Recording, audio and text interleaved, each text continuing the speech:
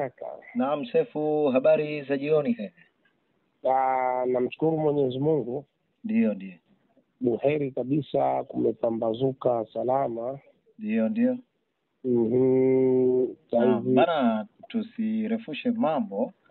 Lakini wekundu wa Msimbazi Simba tumeanza msimu kwa kishindo sana, na Jean Charles Ahoua yule wa siku zote akiondoka na tuzo ya mchezaji bora kwa mchezo dhidi ya Fountain Gate.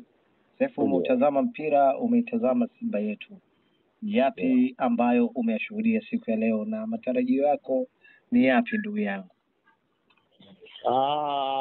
Kwanza utulivu. Nimeutazama mpira kwa kina sana my brother. Jambo kubwa ambalo unaanza kupongeza na kusupport ni utulivu. Wachezaji wa Simba wana utulivu mkubwa sana, kuanzia kutoa mpira nyuma kuja upande wa midfield na hata upande wa kumalizia. Unajua kumekuwa na tatizo kubwa sana katika ulimwengu wetu wa mpira. Miongoni mwa mashaka yangu na matatizo yanaendelea kwenye ulimwengu ni kuwa baadhi ya watu wanapenda kufanya mpira ni mchezo wa miujiza. Na nakupa hii homework, utaona mazungumzo kesho asubuhi, kayasikilize vizuri. Ni mazungumzo ya kukopi na kupesti, na ni mazungumzo ya kawaida sana. Yaani unamkuta mtu anakwenda kujadili hususan mpira kama anajadili kitu gani. Mpira ni mchezo wa kimbinu. Sasa leo nilikwambia mapema sana kwamba Simba anakwenda kufanya mazoezi kuelekea mchezo unaofuata. Yaani vyovyote vile ilivyo level ya mpinzani wa Simba wale wa Botswana. Ndio. Kwa maana ya kombe la kimataifa hawawezi kuwa kama Fountain Gate hata ingetokea kitu gani. Kwa hiyo mwalimu mwenye maarifa, timu mpya, wachezaji wengi wapya, unataka kwenda kutengeneza matokeo ya klabu bingwa, maana yake unachofanya unatumia mechi ya leo kuwa ni sehemu ya kukupa njia ya kwenda kucheza klabu bingwa. Wewe nitakwambia kwa mfano, mimi nilitazama muda mrefu sana Simba wanapokuwa hawana mpira.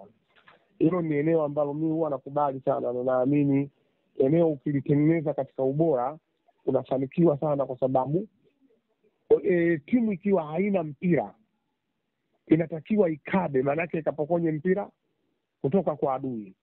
Timu inapoenda kupokonya mpira gaza kutoka kwa adui, mnatengeneza namba ya uchache katika uwanja, maadui wanakuwa wengi. Yaani kanuni ya mpira, mkiwa hamna mpira nyinyi mnakuwa wachache, wenye mpira wanakuwa wengi, kwa sababu nyinyi hamkimbizi mtu bai mtu, mnakuwa mnahesabika 10.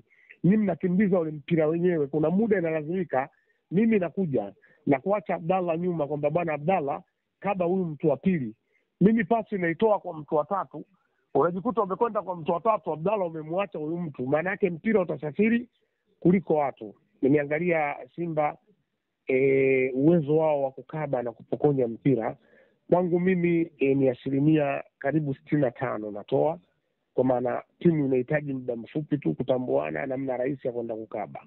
Hilo jambo la kwanza. Lakini jambo la pili, nimeiangalia timu wakati ina mpira, kwa sababu Abdallah, kazi ya mwalimu ndio ni kuhakikisha anautoa mpira kutoka golini kwa golikipa wake kwenda kwenye goli la adui.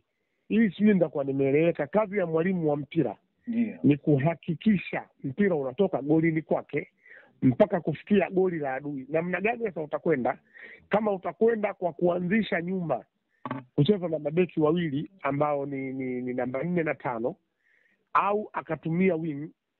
Kama ataanzisha hivyo, kwa maana wing nazungumzia beki namba 3, nazungumzia na beki namba 2, itakuwa ni mfumo wake tu. Lakini kusudio, kila mwalimu anataka mpira ukitoka golini kwake lazima ufike goli la adui.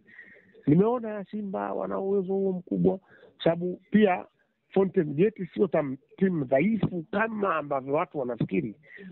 Fountain Gate sio miongoni mwa timu dhaifu kwa kiwango hicho, kwa maana Simba walichokifanya, wameangalia ukubwa wao, mahitaji yao, umenielewa?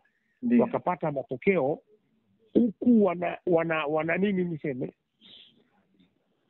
wakapata matokeo huku wanatengeneza formula ya kwenda kukabiliana na wapinzani wao ambao ni wale jamaa wa Botswana au Gaborone. Yes, Gaborone wanaitwa Ndio. Na kama umemsikia coach Suleiman Matola baada ya match kusha ameujiwa, nadhani amejibu kama hichi ambacho mimi nakizungumza sasa. Kwa maana nini amezungumza? Amezungumza kuwa mechi ya leo wachezaji wametunza energy kuelekea mechi ijayo, na wamecheza kwa uangalifu ili wasitengenezwe majeraha na vitu vingine, na ndio maana unaona kuna wakati Usain Dalok akaambiwa pumzika nje. Umenielewa vizuri? Ndio. Wewe Kip Dennis njoo nje. Sio wameachwa kwa bahati mbaya. Kip Dennis ni player mkubwa kwa kweli brother. Mimi kueleze. Lakini ukimuona anaitwa nje, maana yake kuna mpango mkakati wa mechi inayofuata. Hilo jambo la kwanza. Lakini jambo la pili, my brother, wapinzani wetu wanatutazama. Umenielewa vizuri? Zaidi. Sio eti twende tukachukulie hizi kwa sababu wale tuliwafunga goli moja na nini. Kama mtu ulimfunga nyumbani kwake, na yeye anaweza kukufunga nyumbani kwako. Lazima uandaliwe mpango mkakati imara.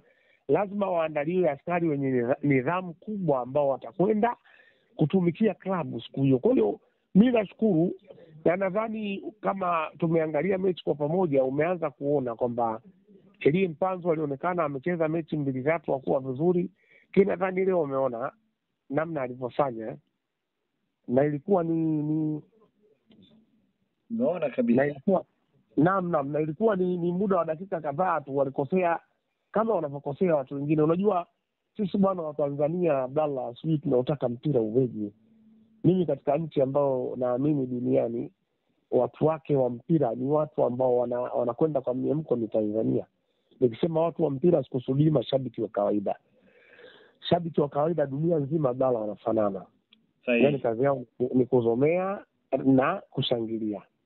Lakini wewe mchambuzi, wewe coach, wewe nani, mwalimu wa Fountain Gate alipohojiwa kwa nini amepoteza mchezo, nadhani ulimsikia katika vitu alivyozungumza.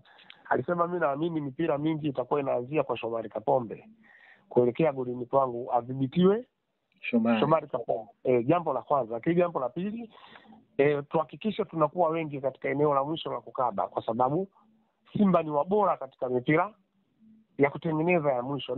Na nafikiri umeona pamoja magoli yalipatikana karibu nadhani sio moja au mawili kwa mpira wa kutenga, lakini goli la kwanza lilikuwa mpira wa kutenga kwa maana ya kona. Mbona ndio. Umeona la pili lile ni Kibisawala La pili ni Jan Chaza huwa. Akafunga Jan Chaza ni pasi kutoka kwa nani Kagomba. Ni goli la kutafuta, inatengenezwa vipasi watu wanafunga. Lakini hata ya Kibisawala inatengenezwa tena vipasi na mgonga striker mwenye nguvu, striker mwenye maarifa. Haraka huwezi kupeleka wavuni, uharaka wa mpira ulipokuja kugonga na ukaribu wa beki na namna goli ilivyokuwa. Lakini kwa sababu alijipanga na anao uwezo wa kutosha akapeleka mpira wavuni. Kwa hiyo yote kwa yote bwana Abdallah, mimi nashukuru kuona Simba inaanza kuimarika. Nikisema inaanza kuimarika, tulikuwa na Simba mwaka jana ambao tulikuwa tunajenga timu. Mwaka huu tumekuwa na Simba ya mafanikio, sio tena ya kujenga timu. Lakini kubwa, wachezaji hawajaanza kuzoeana. Sasa hivi naona ndo wanatengeneza, sijui ndo wanaita combination wataalamu ili kwenda kupata matokeo, kwa sababu kilichobaki katika Simba ni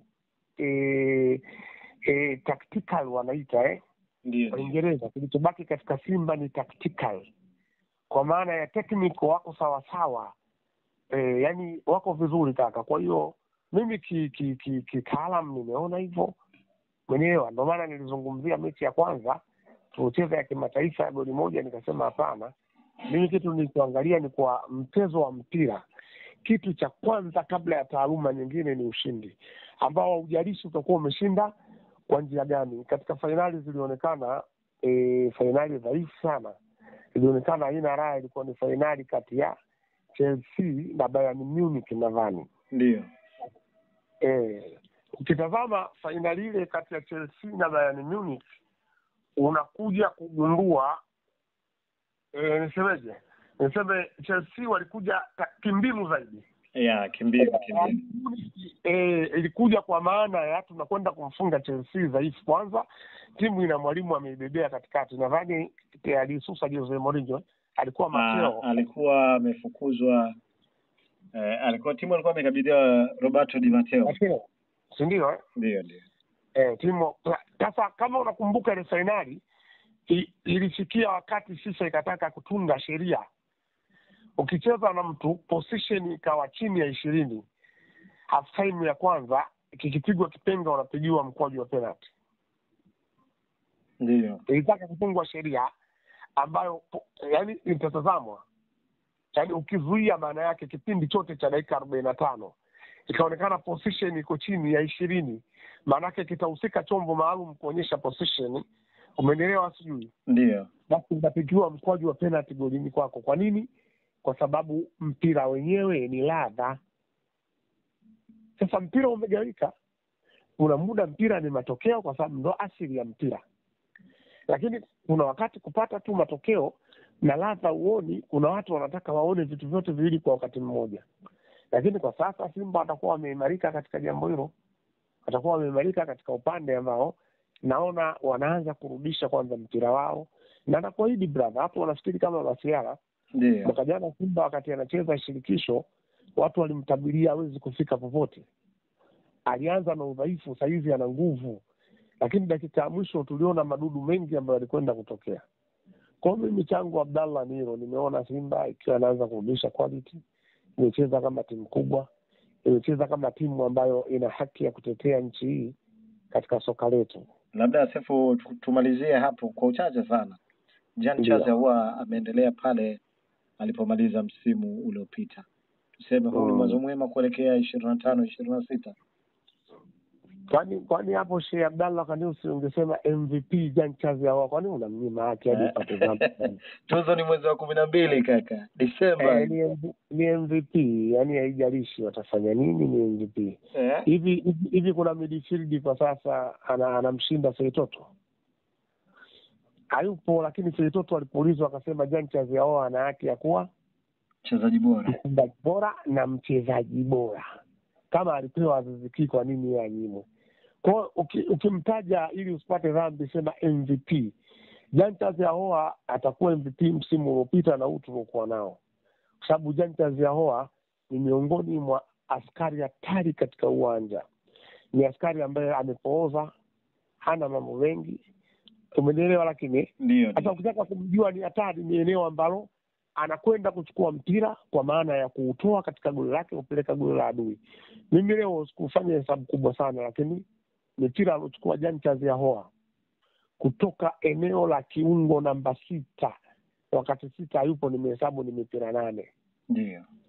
Nikaamini leo mwalimu amemfanya Jean Charles Ahoua kuwa kiungo mkabaji. Kama sio kiungo mkabaji, Jean Charles Ahoua ni namba 8. Ikiwa namba 8 manake nyuma yake wapo hawa ambao tusemeje, wapo hawa ambao ni mabeki wa mwisho. Lakini namba 8 gani inachezwa hivi? Nikaja kugundua hapana, Jean Charles Ahoua uwezo wake, utayari wake wa namna ya kuhakikisha timu inakwenda. Sababu katika uwanja watu wamepeana majukumu kaka. Kuna beki ameambiwa zuia mpira usije huku, kuna mabeki wa pembeni wameambiwa saidieni kupandisha. Jean Charles Ahoua yeye ana kazi maalum katika uwanja. Mimi Sefu nataka tuishie hapo kwamba Jean Charles Ahoua hana kazi maalum ndani ya uwanja, isipokuwa kazi yake ni kuifanya Simba kuhakikisha kwamba inaondoka na alama 3 muhimu. Mimi nikutakie muda mwema bana ndugu yangu, mapumziko mema. Pamoja kaka, na wewe Mungu akufanyie pesa. Shukrani sana. Haya.